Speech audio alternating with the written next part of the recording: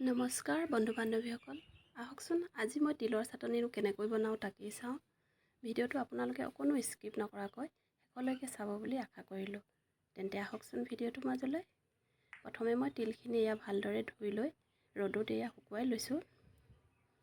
মই তিলৰ বাকলিবোৰ গুচোৱা নাই, এনেকৈ লৈছোঁ। এইফালে মই গোটেইখিনি বস্তুখিনি যোগাৰ কৰি লৈছোঁ। ইয়াতে এতিয়া মই কেৰাহীখন পাতি তিলখিনি মই ভাজি ল'ম।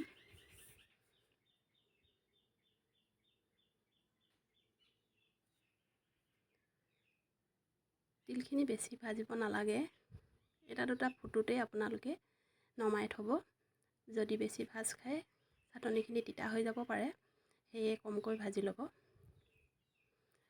ভাজি ল'বলৈ এইটো কাৰণে কৈছোঁ যে ভাজি ল'লে চাটনিখনৰ গোন্ধটো বৰ ধুনীয়া আহে, সেয়ে ভাজি ল'ব লাগে। এতিয়া মিক্সি বাতিটোত মই তিলখিনি দি দিলোঁ। ইয়াতে কেঁচা জলকীয়া কেইটামান লৈছোঁ আৰু পকা জলকীয়া কেইটামানো লৈছোঁ। মই জলকীয়া যিহেতু অলপ বেছিকৈ খাওঁ, সেই জলকীয়া বেছি দিছোঁ। এইফালে নহৰু কেইফোটামান আৰু আদা অলপমান দি দিছোঁ। এইফালে মান ধনিয়া কেইখিলামান দি দিছোঁ। মান ধনিয়া পাতটোৰ পৰা গোন্ধটো খুব ভাল আহে। লগতে সোৱাদ অনুযায়ী নিমখ দি দিছোঁ আৰু ইয়াতে অকণমান পানী দি এতিয়া গোটেইখিনি মই ভালদৰে পিচি ল'ম। ইফালে মোৰ পিচি হৈ গ'ল। এতিয়া মই বাতিটোত উলিয়াই ল'ম ভালদৰে।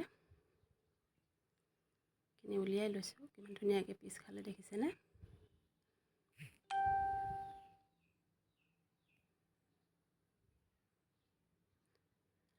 চাটনিত জলকীয়া যিহেতু জলকীয়া অকণমান সৰহকৈ দিলে ভাল লাগে, সেয়ে সৰহকৈ দিছোঁ মই।